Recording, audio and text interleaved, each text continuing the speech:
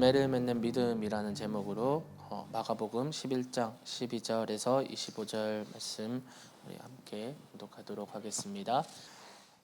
오늘 본문은 예수님께서 행하신 두 가지 특별한 사건에 대해서 기록을 하고 있는데, 하나는 열매 없는 무화과 나무를 저주하신 사건이고요, 또 다른 하나는 성전에서 장사꾼들을 몰아내시고 성전을 정화하신 일입니다. 이 두 가지 사건은 무화과나무 사건이 성전 정화 사건을 샌드위치처럼 감싸고 있는 형태를 지니고 있기 때문에 이 두 사건은 아주 밀접한 연관성을 지니고 있다고 할 수 있겠습니다. 무화과나무 사건에 대해서 복음이 빛나는 밤에 Q&A 시간에 다루었던 걸로 기억을 하는데요. 오늘 본문을 살펴보니 예수님과 제자들이 베다니라는 지역을 지나갈 때 예수님께서 배가 고프셨습니다. 그래서 무화과 나무가 있는 것을 보시고 열매가 있을까 해서 가까이 가보았지만 무화과 나무에 무화과 열매가 없었습니다. 그러자 예수님께서 그 나무를 저주하시면서 영원히 너에게서 열매를 따먹을 사람이 없을 것이다 라고 하셨습니다. 그런데 저자 마가는요 13절에 이때가 무화과의 철이 아니다 라고 합니다. 무화과는 보통 5월, 6월에 익어서 6월, 7월에 1차 수확을 하고요, 8월, 9월에 완전한 열매를 수확을 합니다. 그런데 오늘 본문의 시점은 4월입니다. 그렇기 때문에 무화과의 철이 아니라는 것이죠. 무화과 나무로서는 억울하지 않을까요? 자신의 철이 아닌데, 무화과가 열리는 철도 아닌데 열매가 없었다고 해서 예수님께 저주를 받는 것이 어쩌면 억울하지 않을까 생각이 들 수도 있겠습니다.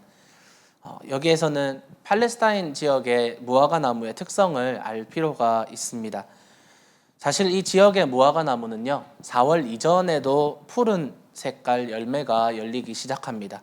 이 열매의 이름을 파가라고 합니다. 이 파가 열매를 6월경에 잘 익은 열매인 비쿠라라는 열매와 구분을 지어서 이야기를 합니다.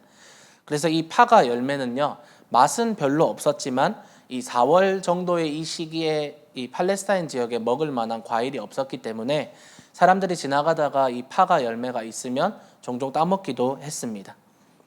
그래서 파가가 열려있는 나무에는 자연스럽게 비쿠라 열매가 많이 열리게 됩니다.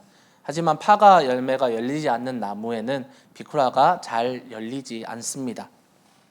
따라서 이 무화과 나무는요 파가 열매조차 지금 찾을 수 없는, 그냥 멀리서 보았을 때는 잎사귀가 무성해서 멀쩡해 보이지만 가까이 갔을 때는 이 열매를 찾을 수 없는 나무였습니다. 파가 열매를 찾을 수 없었기 때문에 이 나무는 완전한 열매를 맺을 가능성이 없는 나무라는 것입니다. 슬프게도 이 나무는요 이스라엘을 상징을 하고 있습니다. 잎은 무성하지만 열매가 전혀 없는 무화과 나무는 바로 이스라엘의 현재 상태를 상징하고 있습니다. 스스로를 하나님의 선택받은 민족이라고 자부하면서도 하나님의 백성다운 모습은 전혀 보이지도 않고 하나님의 백성다운 열매는 전혀 맺지도 못하는 이스라엘을 상징하고 있는 것입니다. 그저 하나님의 백성이라는 외적인 형식만 남고 알맹이는 사라진, 껍데기만 자랑하는 그러한 신앙인의 형태를 이스라엘의 모습이고, 이 이스라엘의 모습이 무화과 나무에 투영이 되어 있는 것입니다.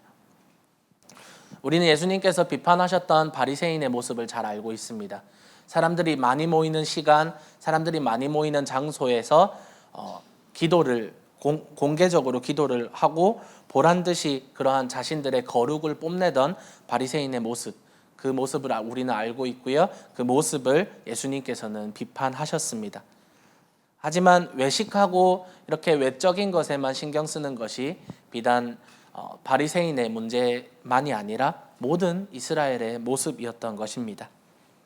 이방 나라들이 이스라엘이라는 나라를 보았을 때, 그런 나무를 보았을 때 잎도 풍성하고 열매도 풍성하구나 하고 감탄을 하며 그것을 통해서 하나님의 모습을 발견해야 하지만 이스라엘은 그 사명에 실패했습니다.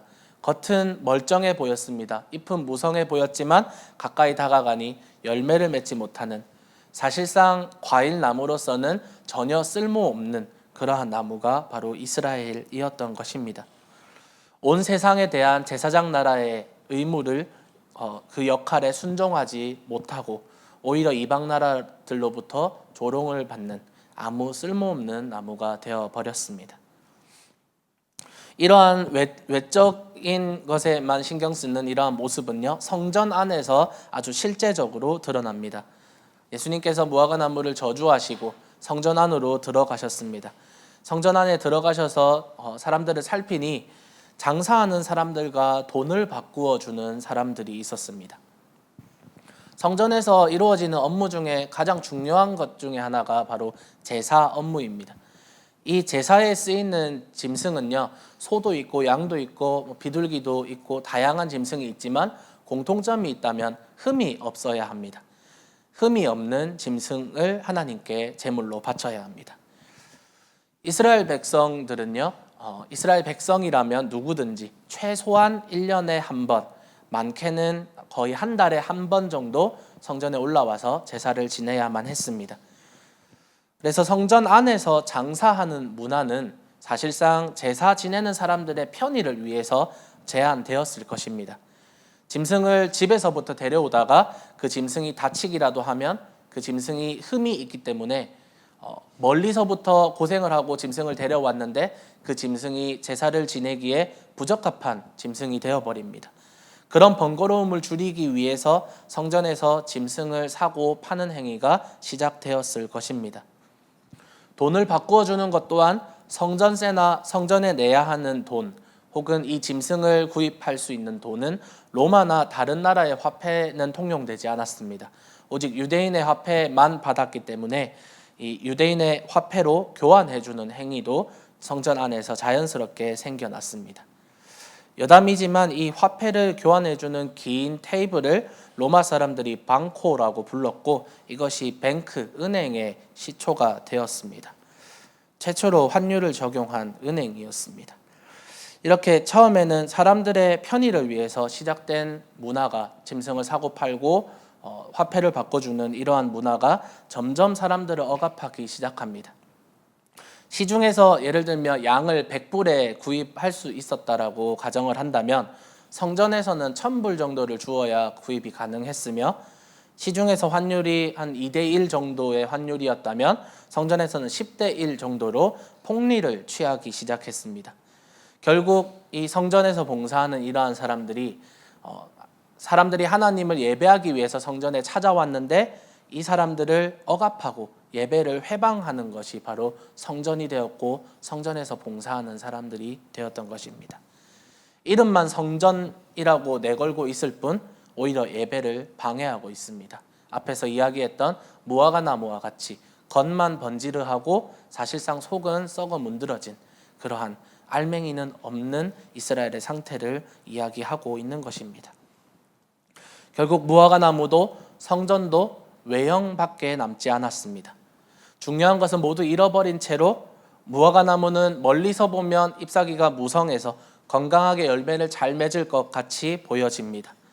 성전은 고정적인 수입이 잘 들어오고 사람들이 매년 많이 찾아오니 성전으로서의 역할을 잘 감당해 나가는 것처럼 보입니다. 하지만 예수님은요, 무화과 나무도 그리고 성전도 그 기능을 제대로 하지 못하고 있다고 비판하고 저주하고 있는 것입니다. 무화과 나무는 예수님의 저주대로 뿌리째 말라버렸습니다. 성전은 이후에 로마에 의해서 완전히 파괴가 되었습니다. 여러분에게 열매가 있으십니까? 여러분에게 그리스도의 제자다운 하나님의 백성다운 열매가 있으십니까? 혹시 우리 또한 허울 뿐인 껍데기만 남은 그리스도인이 아닌가 한번 생각을 해봅니다. 멀리서 보면 멀쩡해 보입니다. 멀리서 보면 경건해 보이고 거룩해 보입니다. 잎이 무성한 나무처럼 보이지만 사실상 열매를 맺지 못하는 나무가 우리가 아닐까 생각이 듭니다. 요한복음 15장에는요, 예수님께서 포도나무, 자신이 참 포도나무라고 말씀을 하시면서 우리가 가지라고 말합니다. 이 가지를요, 원래 포도나무에 원래부터 붙어 있었던 가지로 보는 것이 아니라 이것을 접붙여진 가지로 이해해야 합니다. 원래 포도나무 가지가 아니었지만 포도나무에 접붙여진 접가지가 바로 우리라는 것입니다. 예수 그리스도를 통해서 하나님의 자녀로 입양된 사람들이기 때문입니다. 이 접가지가 원래는 사실 포도나무의 가지가 아니지만 포도나무에 완전히 접붙여졌을 때 이 가지에도 포도 열매가 맺히게 됩니다. 그런데 이 나무를 보았을 때에 어떤 가지에 포도가 열리지 않았다라는 것은 그 접가지가 포도나무에 접붙여지지 않았음을 의미합니다. 그런 열매를 맺지 못하는 가지는요, 요한 사도는 잘라서 불에 태운다라고 경고하고 있습니다. 왜냐하면 구원이 취소되었다라는 것이 아니라 예수님을 진정으로 믿지 못하여 접붙여지지 않았기 때문입니다. 열매 맺는 삶, 혹은 제자다운 삶, 그리스도인다운 삶, 하나님 백성다운 삶을 이야기할 때 삶 자체를 혹은 열매 자체에 집중을 한다면 우리는 행위주의나 율법주의에 빠질 수 있습니다. 하지만 성경은 우리의 열매에 대해서 이야기할 때 그가 진정한 그리스도인인지, 그가 진정 거듭났는지, 그가 진정 그리스도라는 나무에 접붙여져 있는지에 대해서 질문합니다.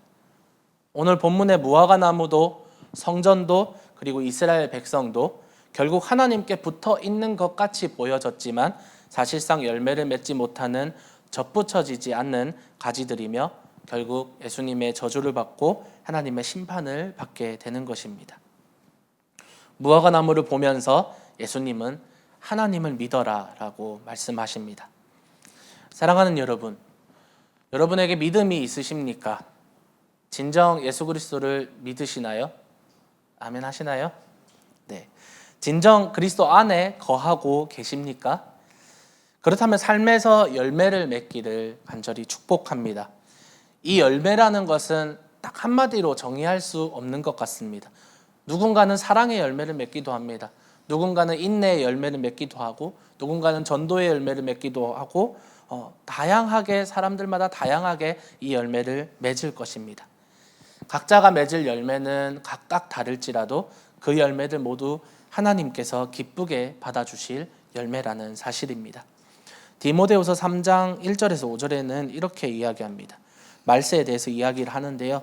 그대는 이것을 알아두십시오. 말세에 어려운 때가 올 것입니다. 사람들은 자기를 사랑하며 돈을 사랑하며 뽐내며 교만하며 하나님을 모독하며 부모에게 순종하지 아니하며 감사할 줄 모르며 불경스러우며 무정하며 원한을 풀지 아니하며 비방하며 절제가 없으며 난폭하며 선을 좋아하지 아니하며 배신하며 무모하며 자만하며 하나님보다 쾌락을 더 사랑하며 겉으로는 경건하게 보이나 경건함의 능력은 부인할 것입니다. 그대는 이런 사람들을 멀리하십시오. 저 중에 우리의 모습들이 분명히 있습니다.